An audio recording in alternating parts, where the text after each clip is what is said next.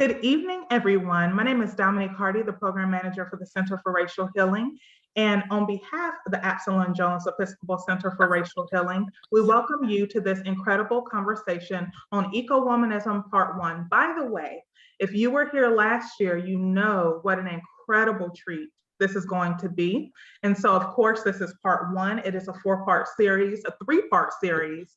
And so we welcome each of you. We're very, very pleased that you have decided to spend your evening with us in this conversation. And also, as you all know, obviously this is a Zoom meeting, so we can see each other. If possible, please mute yourselves until the appropriate time. There will be time later on for you to, engage with us. And also, if you have any questions, feel free to put them in the chat, and at the appropriate time, we will address those towards the end. If you have any concerns, particularly about IT, feel free to private message me, Dominique, in the chat. And without further ado, I present to you a shero of our times, the Executive Director of the Absalon Jones Episcopal Center for Racial Healing, Dr. Catherine Meeks. Hello, everybody, and I'm adding my deep gratitude to you for the fact that you're taking time to join us for this event this evening. It is more than a pleasure for me to be able to introduce our lead speaker for this whole series, who will have other guests that will be joining her as a part of what we're doing. When I lived in Macon, Georgia, the WMAZ TV station had an award that they gave that was called Straight from the Heart. And as I was thinking about what to say about Valerie tonight, I wanted to say that Valerie is somebody who has multiple decades of doing amazing work to help people with economic and financial empowerment, and also to help people be more concerned and connected to the environment and how the environment impacts us and affects our quality of life. But all of that work, though she is an expert and she is a consummate analyzer of the materials and the statistics and all of those things, all of that does not matter unless it is somehow encased in humanity and caring. And Valerie works straight from the heart. And that's the part that has just endeared me to her from the first day that we met in Birmingham, Alabama, where somebody had told her about me, and then we showed up in the same place, and we got to know each other, and it was as if we have always known each other. She has been an amazing resource for us at the Center for Racial Healing, and her Ecowomanist Institute that she and her co-visionary, Ms. Veronica Kyle, have started a partner with us in the work we do at the center. So it's beyond delight. Delight is too small of a word to really encompass how I feel about having Valerie as a co-partner and as a person who is teaching and leading us and introducing us to other phenomenal people that are trying to help us with figuring out how in the world we can help heal this messed up planet by getting people re-empowered and able to see themselves as having agency that allows them to take care of themselves and to understand the intersections between things like land and the environment and money and race and gender and how all those things are connected. So Ms. Valerie Rawls, I am so delighted to be your friend and your partner in this journey, and to have you here as the leader of these 3 sessions that we are offering from the Center for Racial Healing.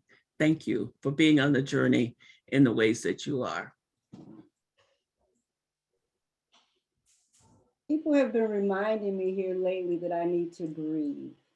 And so I'm going to take a moment to just breathe in all those wonderful things that you said about our relationship. And it has been, for me, to your point, delight doesn't even touch or scratch the surface of how I feel about you as an individual and the work that you've done, and allowing the center to embrace the Ecowomanist Institute the way you have. Veronica Kyle, please wave at everybody and pop fingers, because I couldn't do this work without my partner in crime, my sister from another mother. Shout out to Addison, Alabama. And we talk about the fact that I'm the reverse migration. I'm here in Georgia. My grandparents are originally from Duluth. So it is with a humble heart and extremely grateful that you would allow me and Veronica to be a part of your platform and a part of the work that you all do. And so, you know, when you're doing this work, you just can't do it alone. And along your journey, you meet some of the most amazing women, you know. And so I had an opportunity 3 years ago, Veronica and I, before I start to introduce this amazing sister, I'll tell you how we met. Veronica and I were asked to participate in a women's leadership programming from one of our funders. It was actually the Cowapia Foundation. And so they had a select group of women that they had invited to participate in this leadership development planning. So we literally came together for about 6 months. It was a select group of us. And the woman that I was extremely impressed with, there are many, but it was my dear sister, Cheryl Durant. And Cheryl, I'm just going to tell you about this urban farmer, educator, amazing food justice advocate. Cheryl actually is the resident garden manager and oversees all production and programming at a wonderful, wonderful facility, programming, growing food, urban pocket growing food at the Kelly Street Garden in the Bronx in New York. Come on now. I'm trying to get a whole bunch of dirt down here. This sister is doing it in a urban setting. So you know she's a bad sister. So I'll give you just a few of her accomplishments, and then we'll talk about those when she and I start our bantering. We have some great conversations. You guys get to be a fly on the wall tonight. So Cheryl, just a few of these accomplishments. Garden Ambassador Program, which employs 30 members. Well, actually, it's a community members who work for 30 weeks, at least 10 hours a week, and they receive a stipend. The thing that I love about her, she always makes sure that she provides resources to all the folks in the community that participate.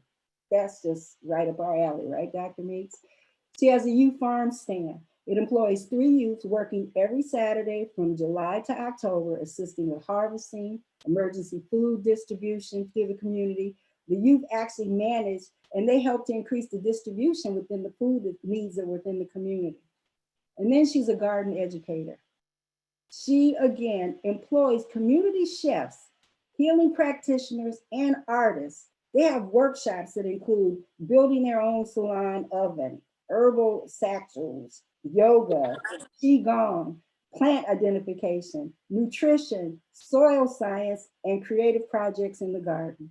So without further ado, I'd like to introduce you to my dear sister, Cheryl Durant, and allow us to have a conversation, get to eavesdrop on some of the things that we talk about. I hope you enjoy it. There will be time at the end of our session for some Q&A. So feel free to hold on to those thoughts and ideas, because we'll be opening up the mic for you all to join our conversation. So again, without further ado, I'd like to introduce you to my dear sister, Cheryl Durant. Thank you, Valerie. I appreciate that. Listening to you talk, I was kind of amazed that I do all of that. It's really humbling. And I am really, really moved by our relationship that we have, you, myself, and Veronica have developed over the last 3 years. It's really a journey. And it's a journey not only in my own work, but it's a journey in what it means for me to be a Black woman, what it means for me to be an immigrant in this society, especially around misogyny and racism. And being part or getting to learn about the Ecowomanist Center, I think more deeply about my relationship to the land and what it means to steward the land, and to think more deeply and more esoterically about why I'm here and what is my purpose for being here. So that's my relationship with you too, and the journey and the conversations that we have been having, because we have had many of these types of conversations are very fulfilling, very uplifting. It deepens my own spiritual journey, my own understanding of relationships with myself and with others. And I'm just here to to continue those discussions. Thank you. No, thank you. So you know what, now we could act like nobody else is around. Let's just do what we do when we get on the phone and start That's- talking. That's So, dangerous. first of all, I just want to say thank you for being here. I know that you're extremely busy. You've done some phenomenal work. And I have to drop this little tidbit for you guys. We both have marketing backgrounds. And so not only do we get a chance to talk about our love for land, and Dr. Meeks, you talked about that combination of data points and having a heart for people. This is a sister who has that same way of moving in the world, that we're able to have conversations where we're talking about data points, but we're also looking at transferring those data points into full programming that connects us to people, that allows us to leverage that data to substantiate the why. And so we work really well looking at, okay, how do we bring what we know about the needs of the community through our messaging, through our outreach, and through our engagement with other partners. So this isn't just Cheryl and Valerie sitting back going, okay, here's a data point. No, it's like, oh, wow, here's a data point. What if? You know, we're always looking for different outcomes to do our work. So I want to just talk about, you know, I mentioned some of the programs that you're doing. I want you to go a little bit deeper on a couple of them, if you will, please. One in particular, let's talk about that Garden Ambassador program. Can you expound on that a little bit of how that came to be? Yeah, that was very interesting, because one of the things about, I just want to give a little background about the community garden landscape in New York City, and I'm not sure if it is applicable to other places, but we have probably over 700 community gardens and urban farms in New York City, and a lot of them are in communities of color. A lot of them are in communities that are under-resourced. And where I live in the South Bronx, community gardening is a response to what we call here the Decade of Fire. A lot of people call it when the Bronx was burning, but when buildings were destroyed, when landlords gave up their properties, and when capital flight happened in the Bronx, when infrastructure was broken down, when resources and programming left, community members came together to reclaim through sweat equity their neighborhoods. And a lot of the vacant properties that were left, some of them were city-owned properties, were turned into community gardens. And the community gardens served many purposes. A lot of them were to bring back community engagement so that people can start reclaiming their neighborhood. But a lot of them was to grow food, because what we suffer here in the South Bronx is a dearth of farmers markets, a dearth of good supermarkets, and what we refer to as food apartheid. So that was a response to the Decade of Fire in the Bronx. And a lot of our community gardens are stewarded by community members and are stewarded on a volunteer basis. And and I have to say that community farming found me. I didn't find it. I was a marketer and it came to me. And now this is what I do. I've been doing it for over a decade. And as I said before, a lot of these spaces are stewarded by community members and volunteers. And a lot of times it is an expectation that these spaces are stewarded by people in poorer communities and as volunteerism.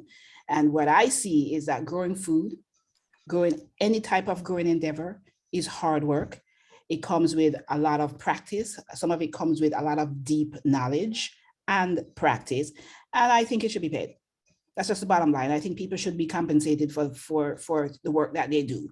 And I understand, and the history of farming in America, if you're not a wealthy white industrial farmer, is coupled by poverty. The people who grow our food, which are normally peasant immigrant farmers or poor, or people from poor community, they are underpaid, they don't have health insurance, they don't have proper places to live.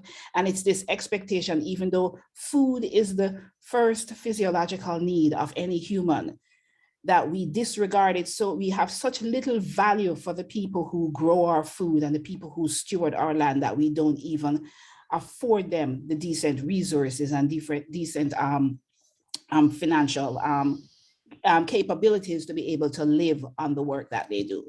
So one of the observations that we made in our community is that every time you rely, if your bottom line is to rely solely on volunteer labor to steward your projects, what you're going to have is burnout, and you're going to have turnover, and you're going to continue to try and move your project forward.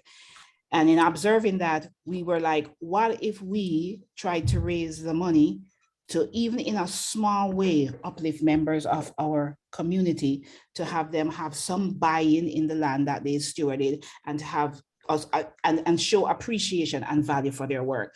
So our first foray into that was to have a crowdfunding campaign. So we raised about $6,000. It wasn't a lot of money. We raised $6,000, and we used this $6,000 to hire, quote unquote, 3 members, 3 garden ambassadors from our community who loved doing this work, but would always say, Miss Cheryl, if this paid, I would do it anytime. To work a few hours, to steward the garden a few hours, so that we can have some continuity and to have to begin to build sustainability around the garden. And they stayed for the whole season. And we had a wonderful season. We used to grow 600 pounds of food in the garden. That year we grew over 1,200 pounds of food in the garden. That year we established a youth farm stand where we started off with feeding, with providing food to 30 insecure families throughout the season. The second year we did the crowdfunding campaign again, and we raised $12,000 and began to look for other sources of funding that would help to build our stewardship team, to be able to give our stewards from our community in the Bronx more hours that would galvanize them, and to come back to our garden every year and be a part of this initiative. We are 7 years into this. We have 19 people who come to the garden every year on a regular basis. We have like 8. This year, we're going to have like 10 crew members who are our core members, who have established hours, who are paid a stipend every year, and they plan. They decide what we're going to grow. They decide where we're going to grow it, how we're going to grow it. And we also collectively plan what type of programming we're going to do. And we said, this is a blueprint. This is how community space, we believe, because this is my belief and the belief of my community. This is how we should steward these spaces, and this is how we show appreciation for the work that our community members do. And also, this is a way to bring employment to our own community, that you don't have to go an hour out of your community to find work. You can come down the block from your apartment building where you live and work right here in your community. This is a small piece of something that we can do to include our community, to uplift leaders within our community, and show them that we are worth something, and we can work to solve the problems that occur in our own spaces. We don't need organizations helicoptering in and telling us what to do. So if I'm hearing you talk, sister, we're the ones we've been waiting for? Yes, we are the ones we've been waiting for, and we know we can do it. We just never have been given the opportunity to do so. Absolutely. So thank you for giving us that thorough and insightful and truly heartfelt overview of the space that you occupy and the role that you've given people to have some financial stability as they continue to grow the garden. So of course, I got to ask you this question. You said farming found you, Madam Marketer. Yeah. How did it find you?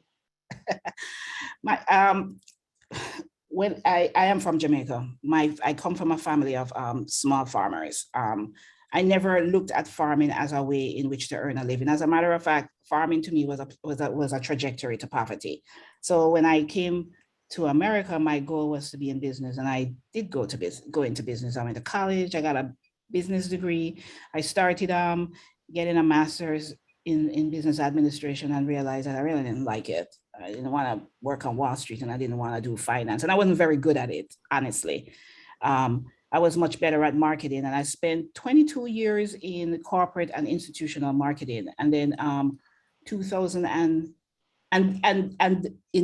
before 2008, when I met my husband, I started to get back into eating healthily. I became a member of a food co-op. I started to volunteer at the food co-op. I started to get to meet farmers, where the food was coming from. And I started to become interested again in what my father did, working with farmers, eating healthily. And I started to become interested again. And maybe I was getting a little tired of being in the corporate world. I don't know, but then 2008 hit and we had the crash.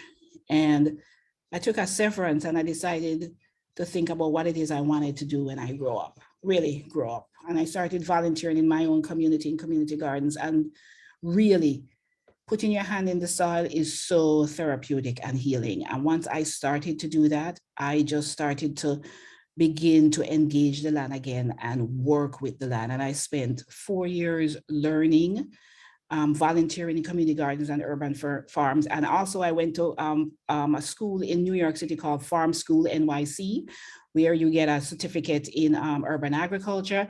And what I liked about that program when I did it, it came with a 2-year theory and 2 years of theory and practice and an apprenticeship. And everything that we learned was through the lens of food and social justice.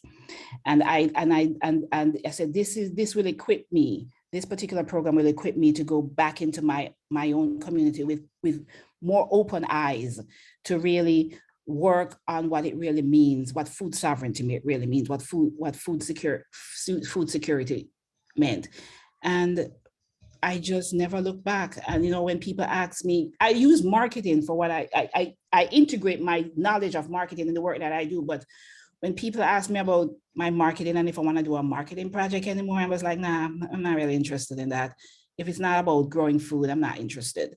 And since 2010 till now, that's all the work that I've done is in community gardening and urban agriculture. So it was just like, it's like serendipity. It's like an intersection happened at a time when there was a lot of calamity happening in the world. And I thought I chose wisely. You definitely chose wisely. I'm so glad that you listened to your inner self and your historical DNA. It also made me have a much more respect for the work that my father did and my family did, and why it's so important for us to know how to grow our own food. Because as my son says, when the zombie apocalypse comes, the only people who are going to survive are all those people who know how to grow their own food. Absolutely. And speaking of growing your own food, you actually touched on a couple issues that we've talked about privately ourselves about that misogynistic world of male-dominated farmers. And sometimes we have to, sisters, throw an elbow or two to get into the space as well. And I'd like to share with you all now that Cheryl and I have been having some very great in-depth conversations, and she's agreed to join me in this incubator program that we're going to be creating together. I'll be co-facilitating, pretty much stepping back, and she'll be leading a planning session with several female farmers. And we're really excited about it. There's a brother on this call, I'm not gonna call him out, but it was brought to my attention that there was some land in South Georgia and a particular farmer who had some amazing opportunities to go from 15 acres to 1,000 acres.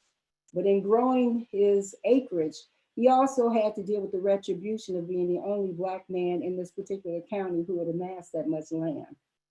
And amassing so much land, it started with his grandmother's land.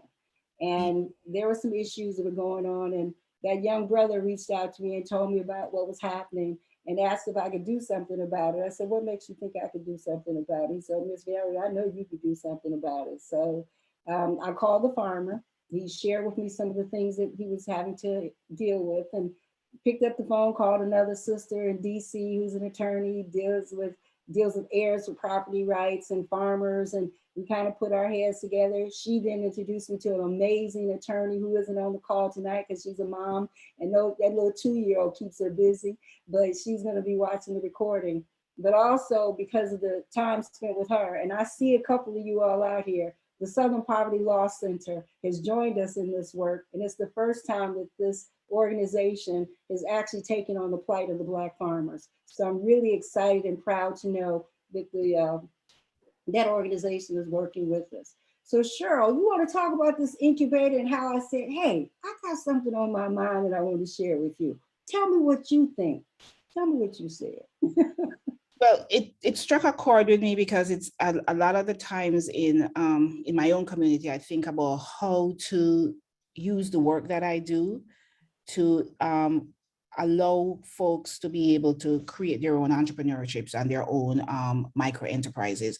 And this struck a chord for me because I think about it and you're doing it.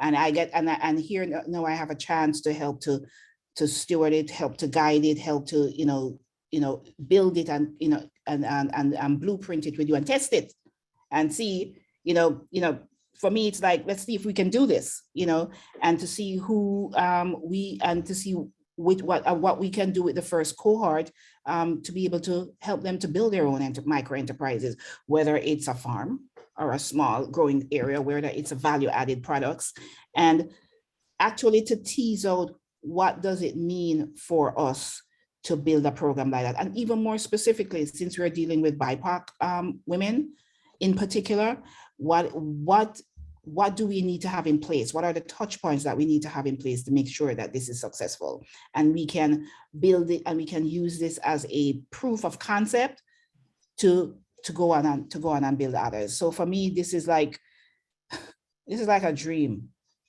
because we talk about this all the time. At Chemistry Garden, and we didn't even talk about the urban farm that I helped to steward also. We do little things like we will grow herbs and we will, do sample products, but we never have the infrastructure in order for us to take it further, to build out an apothecary or to build out, a dry herbs store. I don't know, whatever it is. People in my community, they know how to do many things like peppers. There's so many people, everybody makes the best pepper sauce, but it never goes anywhere. We never have the capital. We never have the training. We never have anybody who can help us. There's so many blocks to us getting to that endpoint so that, people are able to build their own micro enterprises. So here we are, we can build this proof of concept. We can say this worked. We train this many people. They're going to be doing this many things. And we want to shop it to other folks so that they can do the same thing also. So yeah, I'm looking forward to that. I wish we had started already. Well, I will give you all more details. So what we're launching at the Ecowomanist Institute is our Future Farmer BIPOC Women Farming Incubator. And that farmer that I mentioned before was gracious enough to donate 15 acres of land to the Ecowomanist Institute. 5 of those acres, there's an amazing couple, a husband and wife, that are growing hibiscus. And if you know anything about hibiscus, about 99.9% of it is actually imported in. They're literally growing this specialty crop down in South Georgia. So what we're going to do is what Cheryl just talked about, these multiple ways for us to expand our use of this land. 5 acres we're going to put into growing hibiscus to support their supply chain, to help them increase their yield, and we'll be a supplier. The other 10 acres that we have, and that's what this planning session is going to be all about, we're actually going to take those remaining 10 acres and through our planning, hearing what the farming women have to say, what it is that they're looking for, how can we help them to, and some of them are seasoned growers, some of them are new growers. We're going to be opening up an application process for women to come in and be a part of this incubator. And some might have a half an acre, some might have 1 acre, some might have 2 acres, but we're going to amortize out those units that we have based on where they are as growers. So stay tuned, you'll learn more about this incubator as we proceed. And I'm really excited about the fact that my dear sister is willing to impart knowledge on me that I don't know. I like putting my hands in the dirt. I like to have matching boots and coats when I go, because I just got this fashion thing. They're waiting to see my marigold jacket and my marigold boots, but they're coming. So anyway, it is now 7:33. You heard from my dear sister, her amazing career, this incubator that we're going to be launching in partnership. So if you like to, Dominique, I'm gonna let you manage the mic. If there are individuals who have any questions, comments, concerns, or just want to give a shout out, please open up your mic, raise your hand, and Dominique will bring you in. Awesome. Ivory, I see you. If you'll unmute yourself. And in the meantime, the anonymous question very quickly is there a difference between food apartheid and food deserts? That's a very, very, very good question. we in the food landscape, especially here in New York, first of all, a desert is an ecosystem. I abhor the term desert. A desert is an ecosystem. It has animals, it has food. What if I was to make an analogy of as to what we have in our communities, more like a food swamp. There is food here. Is it food that we want? Is it food that is good for us? A lot of the times it is not. Why is it that we get this type of food? It's because it is cheap. It's because people don't care about our communities, and it's because it's what we have. The anomaly, what is not true is that we don't know what good food is. That's such a lie. Members in my community, they know what good food is. They know what good vegetables are. They remember, they have this memory of what their ancestors, their grandparents, and their parents used to do. They will tell me that they had a garden in their backyard when their grandmother had a garden in their backyard down south when they were growing up. When they get to communities like ours, like in the South Bronx, because of institutional racism, we are treated to what is left. We are treated as the other. So there is no importance on us being able to have access to a diversity of food. There's no thought to us having culturally appropriate food. So therefore, just like in South Africa, where you treat the Blacks as the other and you treat the whites as the betters, what we have is really food apartheid. We are denied access to the types of foods and the types of distribution channels that we used to have growing up to have better food. And that's why I don't like to use desert, because as also an environmentalist, I think it's speaking bad about the desert, and I like deserts. Thank you. Ivory, I saw that you had a question. Do you mind?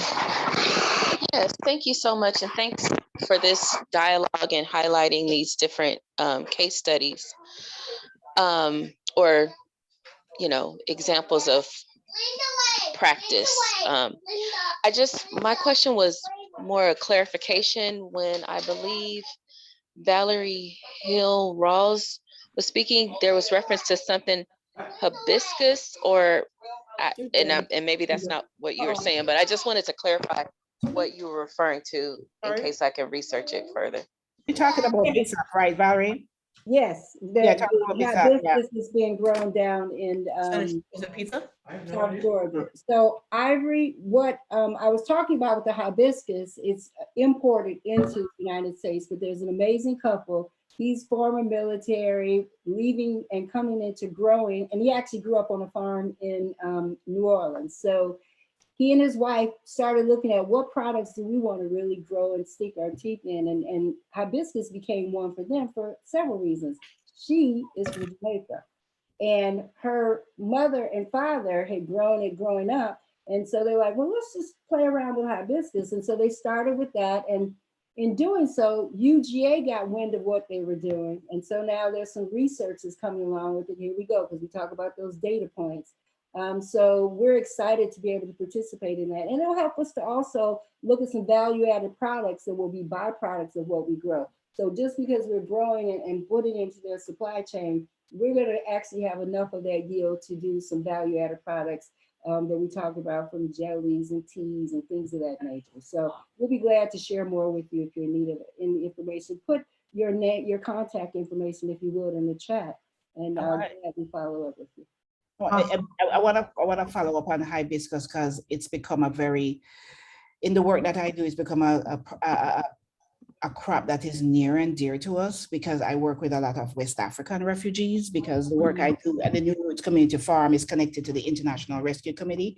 And it's always when the refugees come to the farm, it's amazing. They actually bring seeds with them. We started a seed saving project at the farm simply because African refugees will bring their seeds and they will ask for us to grow grow their crops.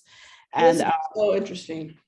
And being the farmer, I would be like, we live in New York. It's cold here. You can't grow hibiscus here. And they will say, we will try.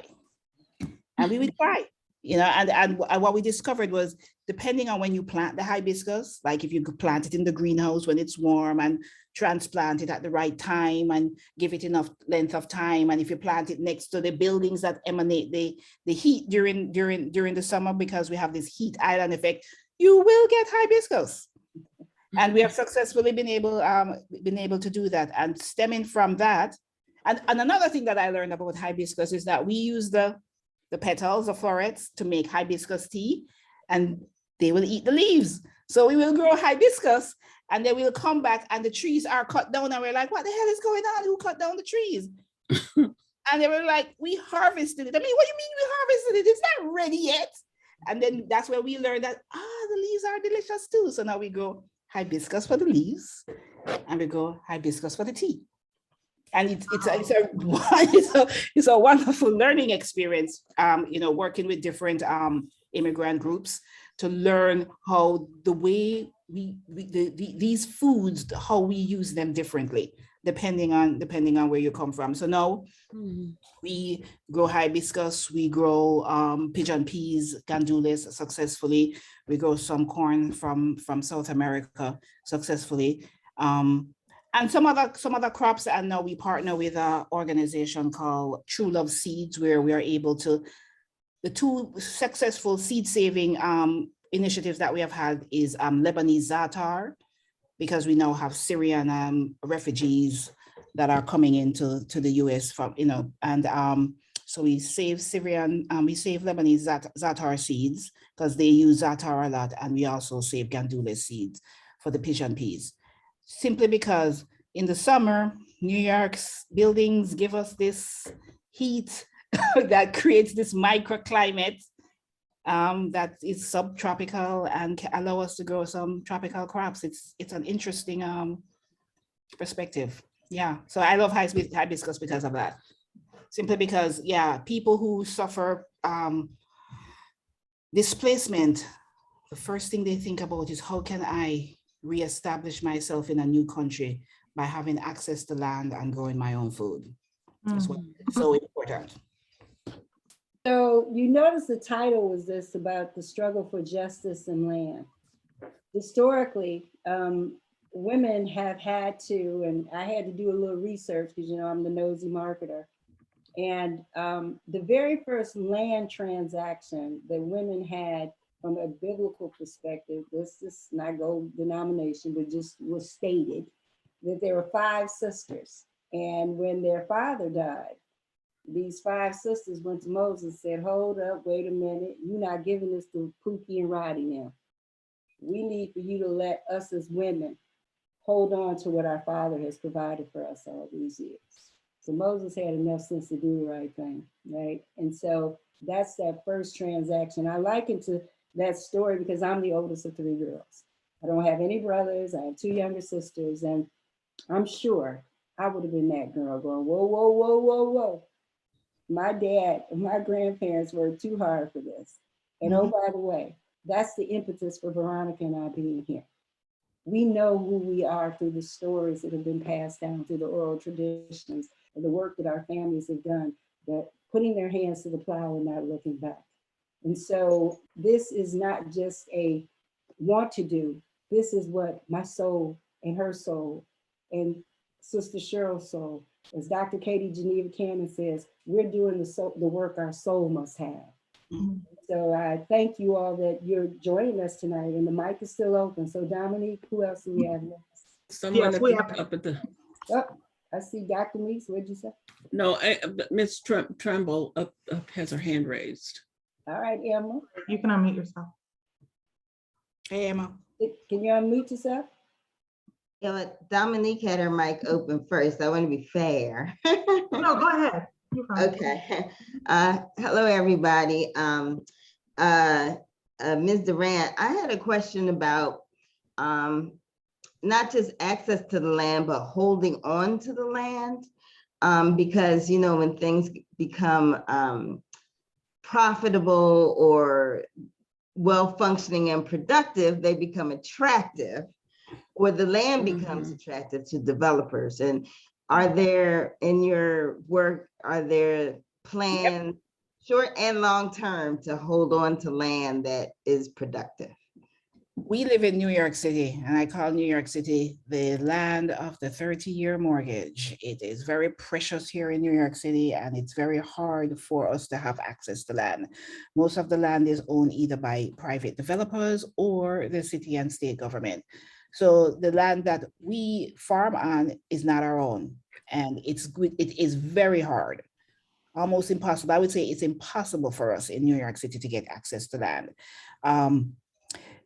If what developing community gardens and urban farms have done in a lot of our communities is accelerate gentrification and therefore make our neighborhoods much more attractive.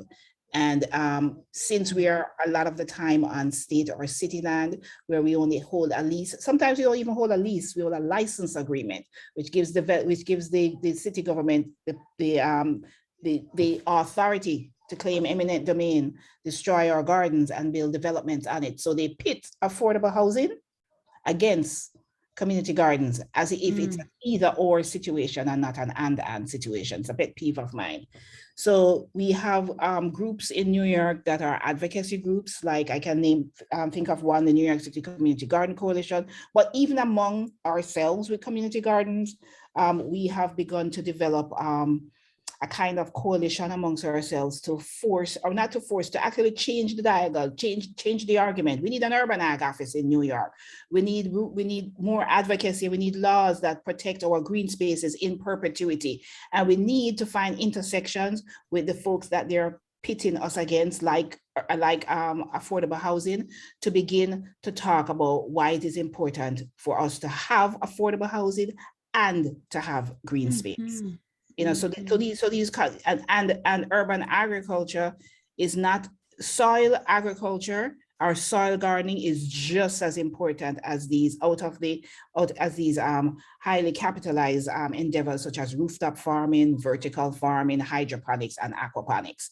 And we don't have the deep pockets. We don't own the buildings or the real estate. So to ask us to develop these particular type of endeavors is not something we as poor people can do. What we do have is access to the land. And what we are asking for is to be able to steward the land.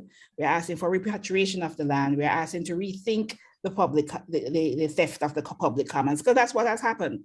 You know, the public commons was stolen from us, and now we can't even glean off of the land. You can't forage or glean in a public park. You know, you could be arrested, or, you know, it's just not allowed.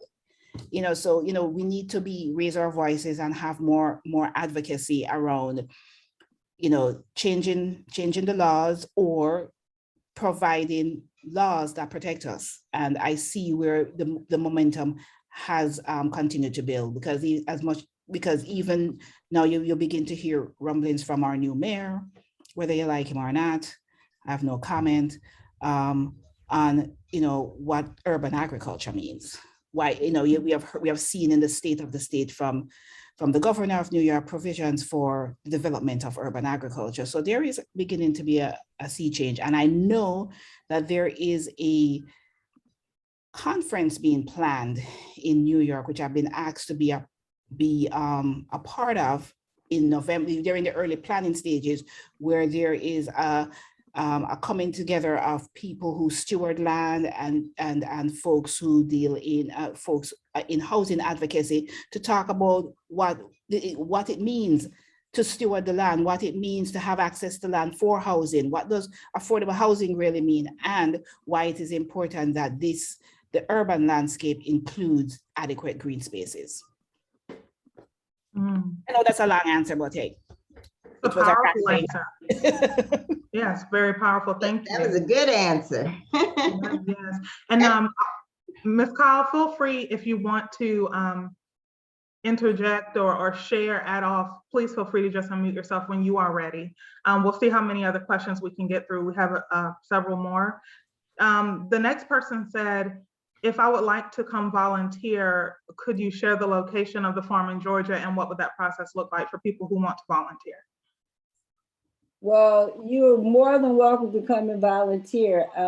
This location is actually 2.5 hours south of Atlanta. And so one of our parts of our planning And if anybody on this call has a relationship with Mercedes to get us a spinner, no, I'm just being facetious, but no, I'm really not. We're gonna need a 15-passenger van that will allow us to have our own mode of transportation to bring people down, take people back and forth. So as we're doing our planning and we're doing our asking, because one of the things that we say this all the time, we're gonna die doing this work. We're not going to die doing this work. So we're going to ensure that we get the resources that we need. So as we're building it out, there's a volunteer component. Whoever asked that question, please feel free to leave us your contact information. We would love to have you support us as a volunteer. So thank you for asking. Great. The next question, very fascinating. It says, Ms. Rawls, I know that you spoke about oral traditions and knowing, what our ancestors did and being compelled by that. But for both of you all, do you find that some Black women farmers have no prior reference point that they know of generationally, whether that be because of lost history or, however you want to phrase that, or essentially the question is, what does a Black woman farmer do when she has no prior reference point, but she's interested in it? Well, first and foremost, just the mere fact that she's interested in it, it really doesn't have to have a mother line or a father line. If you have the interest, that just means that you're already there. Now, for us, Veronica and I, Cheryl and I, we have the historical arc of how we got here because of our parents, our grandparents, and beyond. As I stated, my grandfather was a Mississippi sharecropper, and Veronica's family were on the land. Cheryl's family were on the land. For those of you who don't have that narrative and you still have the desire, that says it's somewhere in your DNA. Because if you look like us, somebody had their hands in the dirt. Trust me, you might not know who they are. And even for myself, I'm gonna fess up and tell you all, I just did a DNA test. Woo! Now I know there's a little bit of German up in here, but we'll talk about that later. But when I did that test, the reason I was compelled, none of my family members know that I've done it, but other than cousin Jackie, who's on the call now. And the reason that I wanted to do that, I wanted to find out what was my DNA and my affinity and who were the people that I came from, that I have such a passion for not only uplifting humanity, but fighting the good fight of faith for those who can't fight for themselves. Why do I do what I do? Who am I?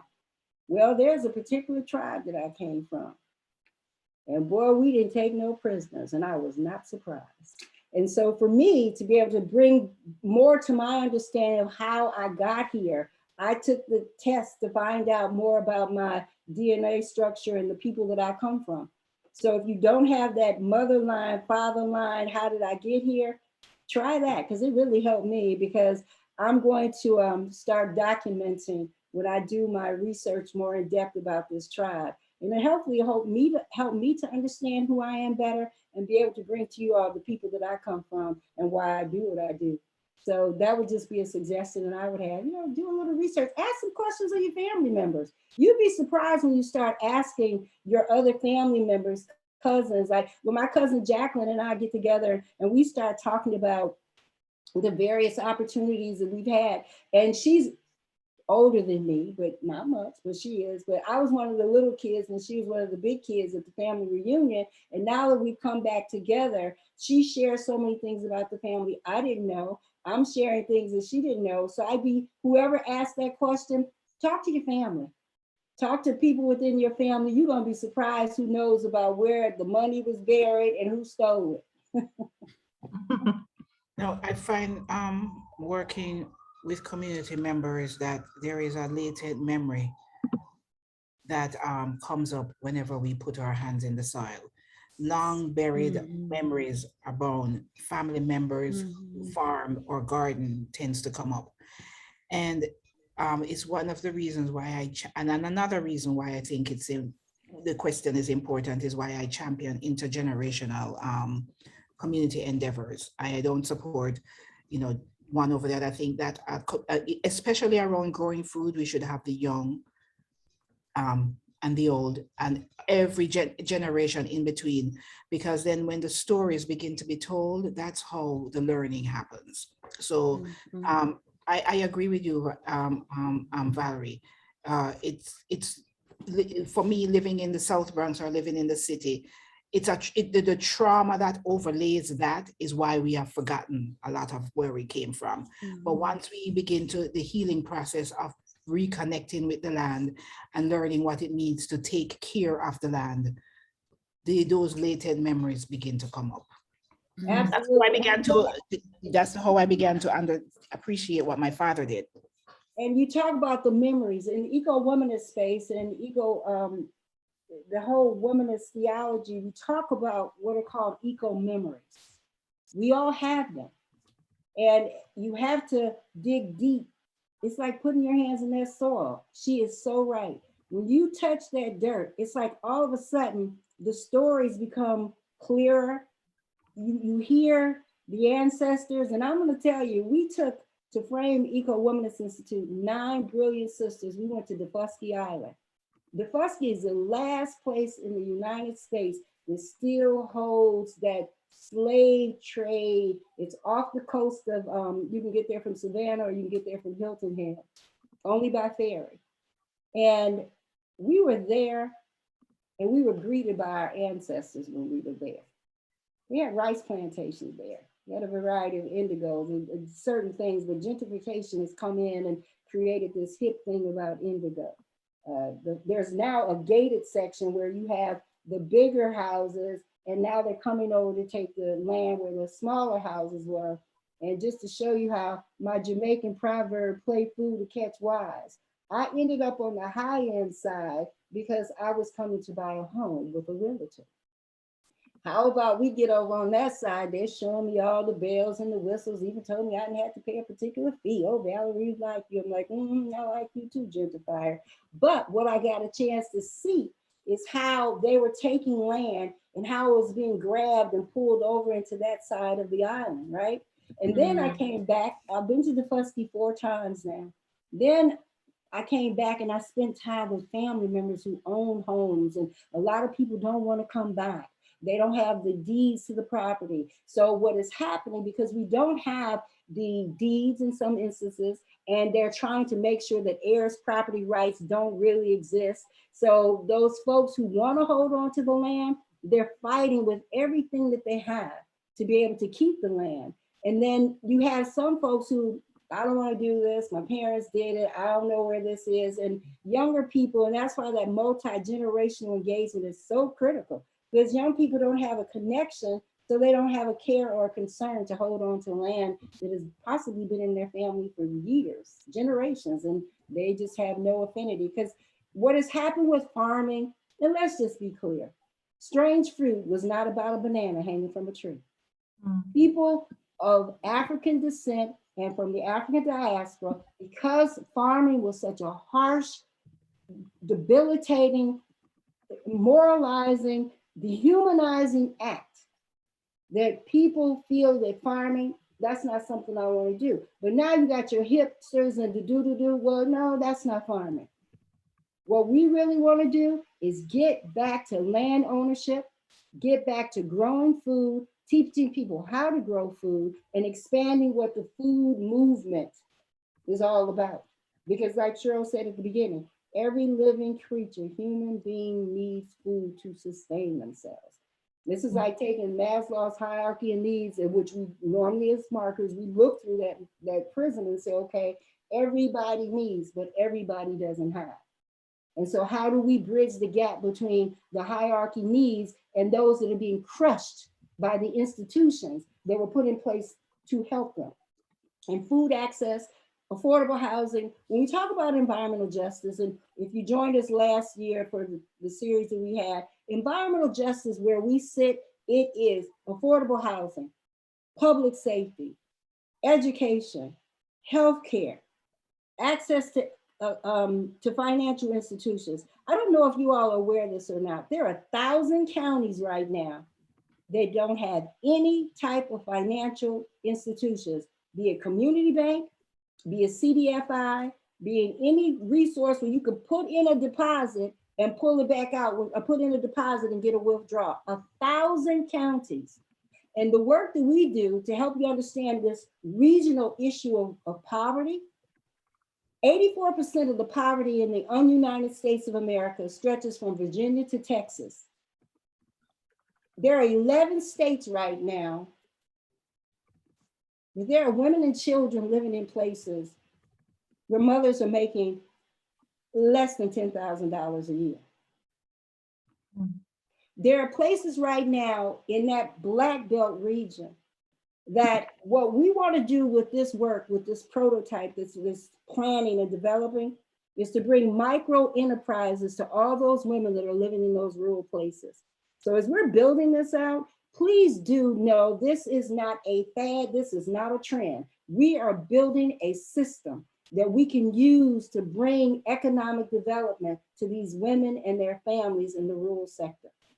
So this is, it's gonna be, yeah, I talk about my little marigold coat, my matching boots, but you know what? That's just my war outfit. I'm just saying. We're going in and we're gonna make sure we educate, we advocate, we empower. And there's somebody on this call that I have to lift up because she opened up her mic, that's Emma Tramble. A part of the EWI, we have 3 pillars: leadership, soul care, self-care, and advocacy. This sister for a whole year worked with me one-on-one, and we brought Veronica in when we needed her input as well. But for a whole year, we put together a plan to build power in small places. And a part of that building power in small places is economic development through democracy and participatory democracy. We're now not grabbing votes, we're empowering women and to understand through your civic engagement, you too will have seats at the table of decision-making in the rural sector. So this is so much more about not just growing food, this is growing people, growing community, helping women and children and men to see that even though you're in the rural sector, you're not out of sight and you're truly not out of mind. So let's go to Veronica. You all can see this is the passion for EWI. I wanted to respond. There was a sister who talked about, you know, how do you know of your family, the disconnect with the land, and Valerie mentioned that she did her ancestry roots.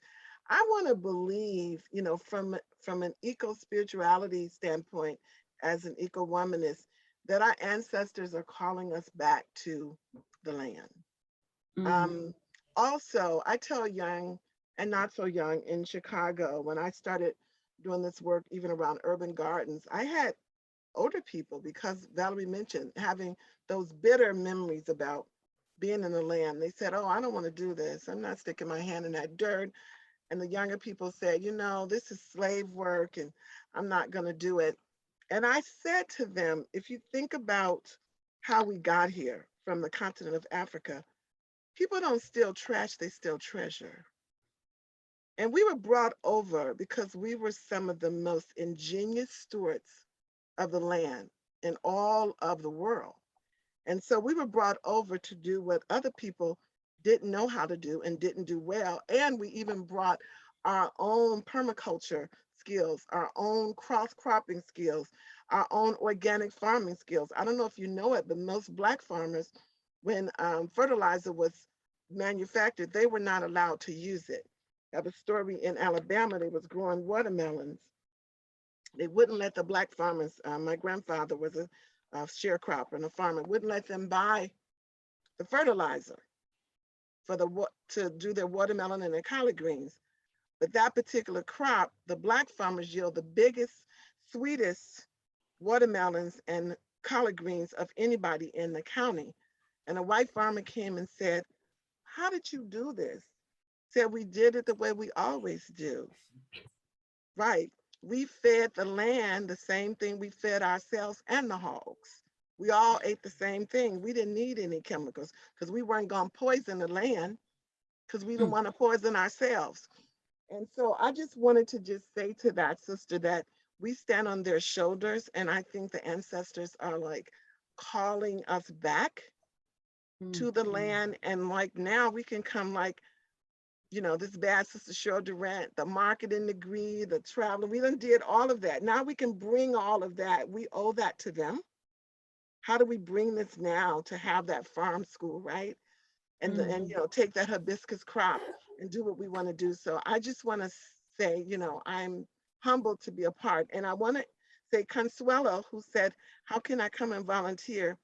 Consuela's here in Chicago, and she's a badass farmer. I just want to put that out there. Look, she goes to seminary, and she's like, oh my gosh, she's cursing. But she's awesome, and shows up anywhere to put her hands in the dirt. I'm hoping, Valerie and I have envisioned putting little tiny houses and pop-ups on the farm, so if people come down Consuela, they can stay on the land.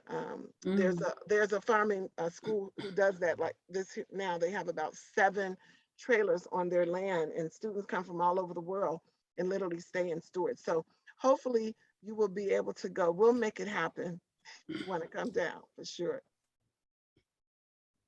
Thanks, Dominique. Sure. It looks like we've run over time, and you all have been gracious enough to stay here with us. We really appreciate that. I'm going to take a step back and let Dominique do her thing. Dr. Meeks, you do your thing, and thank you all so much for joining us. Thank you all so much for joining us this evening, and what an incredible panel. Thank you all for the work that you are doing. We feel your soul, your passion, and it really compels us to want to explore and engage. Everyone, the recording will come out tomorrow. And also, please invite someone for next week. So same time next week, 7 p.m. Eastern Standard Time. We look forward to seeing you for part 2. And if you think this was something, just stay tuned. So we hope you all have an incredible evening.